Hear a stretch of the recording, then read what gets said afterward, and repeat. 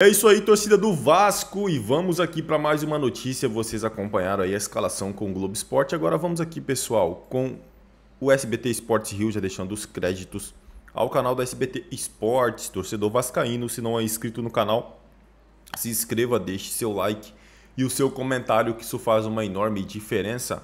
Agora, sem mais enrolação, bora pro conteúdo. Olha aí, o Vascão enfrenta hoje o Sampaio Corrêa sem o Coutinho, né? Tá buscando o Vasco uma vaga na semifinal do Carioca. Rodou.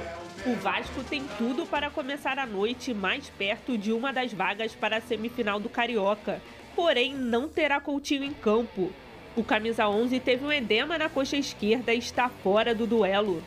Com isso, o Carille deve usar Payet no lugar, mas a dúvida será quem joga ao lado do francês. Alex Teixeira perdeu a vaga de titular no clássico contra o Fluminense. Entram na briga Zuccarello e Maxime Domingues. O time de Carille é o terceiro colocado do Campeonato Carioca com 13 pontos. E a disputa acontece com uma equipe que também está querendo ficar na parte de cima e dando trabalho aos grandes na competição. Uma vitória hoje dá mais tranquilidade ao Vasco, que terá 2 clássicos pela frente, contra o Flamengo e o Botafogo nas rodadas finais do estadual. Vamos botar a tabela aqui, Pedrosa, e aí a gente vai conversando sobre esse jogo em cima dessa tabela, tá? Ô, Pedrosa, o Coutinho, por uma questão clínica, a gente está trazendo isso aí desde o último jogo com o Fluminense, que ele sai machucado ainda no primeiro tempo. Você já trouxe a informação aí até do Vasco. E aí o Payet deve entrar no seu lugar, né? Qual seria a dúvida aí pro Vasco hoje? Então? Eu acho que a única dúvida do Carille nessa partida é justamente a questão do Alex Teixeira. Se ele utiliza, como foi dito no VT, o Zuccarelli, que é um garoto da base, mas acho difícil ele começar com um garoto da base, ou o Maxime Domingues. É Zuccarelli? É, Zuccarelli, Lucas Zuccarelli. Ele é um garoto da base, uma joia aí, que chegou lá do esporte, ainda na divisão de base, fez uma belíssima Copa São Paulo de Futebol Júnior e está recebendo algumas oportunidades, principalmente porque o Vasco está sem opção ofensiva lá na frente, né? Mas tem muito talento, é um garoto que tem que ser muito bem trabalhado.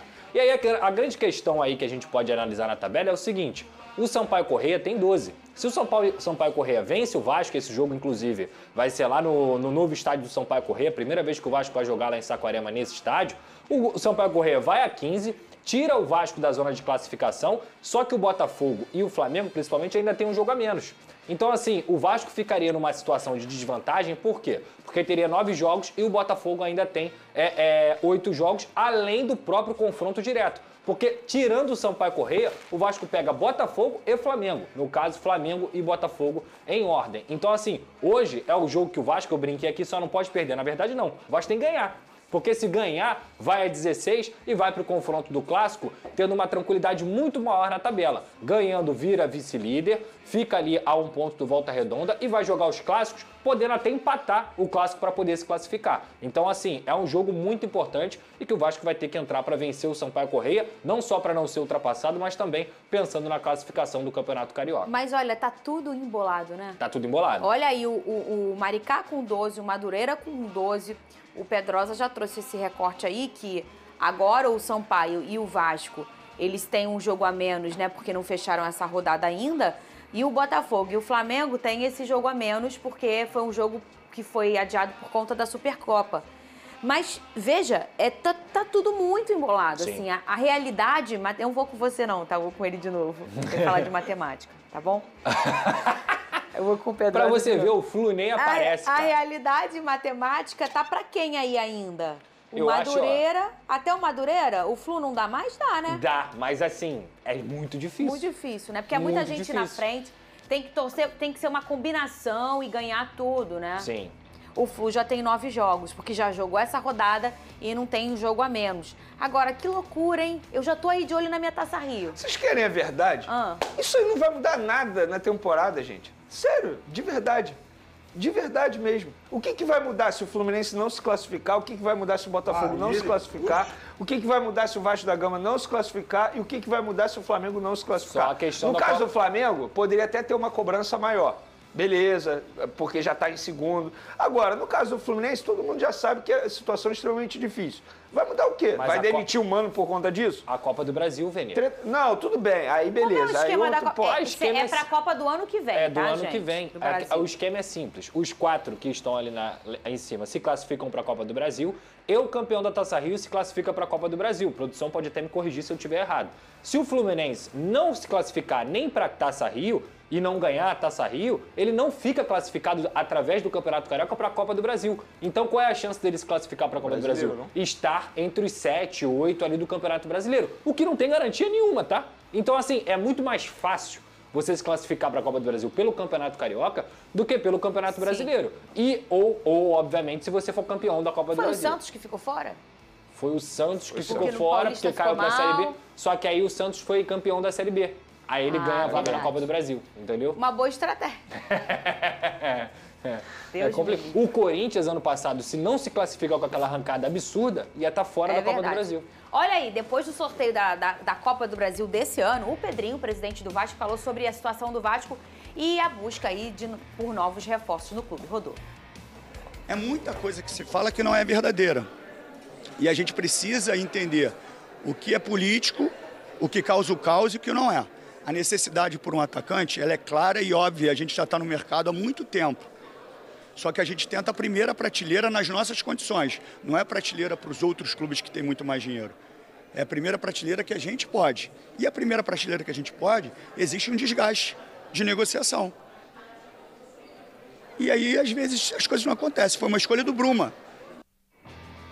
Muito bem, o Pedrosa, a gente falou sempre aqui, o problema também é a questão da grana, né? Porque para você comprar os outros, você tem que ter dinheiro, hein, ô Pedrosa? Olha, eu entendo tudo que o Pedrinho falou, inclusive ele confirmou 100% das coisas que a gente trouxe aqui, o documento do Bruma, quase assinado, aí teve a lesão do Di Maria, aí o Benfica foi lá e contratou o Bruma no chapéu, igual o Botafogo levou aí, acontece no futebol. Enquanto não está assinado, meu amigo, palavra no futebol não vale de nada, absolutamente nada. Se não está assinado, não dá para cravar que está certo. E ele falou também sobre o orçamento do Vasco que a gente trouxe aqui, que é cerca de 25 a 30 milhões de reais para o departamento de futebol para poder contratar um jogador. E eu concordo com o que ele falou, eu entendo tudo que ele falou, a pressão. Acho realmente, pelas informações que eu tive, que a diretoria não está parada, não ficou esperando vir um ponto ou não é nada. O ponto é, a gente está aqui no dia 10 de fevereiro. São 40 dias de janela de transferência e o Vasco não tem ponta, Fernanda. Então, enquanto ele não conseguir responder dentro do trabalho dele, na diretoria, trazendo jogadores, esquece, ele vai continuar sendo cobrado, ele vai continuar tendo as críticas, e ele tem que saber lidar com isso. Eu entendo tudo que ele falou, realmente é muito difícil você administrar um clube sem dinheiro. Fazer futebol sem dinheiro é quase impossível. Venê sabe disso, como é que funciona o mercado de transferências, é complicado. Mas assim, um ponta. E tá inflacionado, né? Exatamente, mas assim, um ponta, dois pontas. Eles tiveram jogadores aí dentro do futebol brasileiro que ficaram, digamos assim, boiando. Posso citar vários aqui. Luiz Fernando foi para o Atlético Paranaense, Bolazinha foi para o Cruzeiro, entre outros jogadores que a gente poderia citar aqui. O Coelho foi para o Atlético Mineiro. Então, assim, eu entendo a estratégia da diretoria. Eles miraram alto, quase trouxeram um bom ponta, que era o Bruma. Tentaram o Brian também, entendo tudo isso. Mas enquanto não entregar, meu amigo, o atacante, as opções de velocidade para o Fábio Carille, não dá para cobrar do treinador, não dá para cobrar do grupo e a diretoria vai continuar sendo criticada. Então é trabalhar e responder. É isso aí, torcida do Vasco, e vamos para mais uma notícia. A Força do Vasco desperta interesse de clubes da MLS e sul-americanos. Sem espaço desde a chegada do técnico Fábio Carille ao Vasco, Sforza tem recebido sondagens de clube da MLS e da América do Sul e pode deixar o clube ainda nesta janela de transferências. O confronto acontece nesta segunda-feira, às 20 horas, na região serrana de Saquarema. A informação é do portal GE. Nesse sentido, o Cruz Maltino busca abrir espaço no orçamento de transferências. Assim, o argentino aparece no final da fila na briga por uma vaga entre os titulares e não deve ter espaço. Vale lembrar que o jogador chegou ao clube em 2024, em uma negociação que girou em torno de 25 milhões.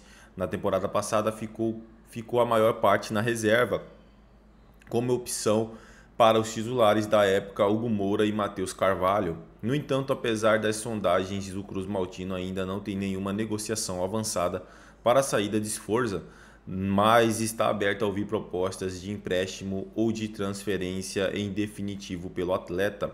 Por fim, no momento, o argentino treina normalmente com o grupo principal do elenco, ao contrário de Capasso, que tem feito atividades complementares com outros jogadores que não fazem parte dos planos. Entre eles está Zé Gabriel, De Luca e Riquelme.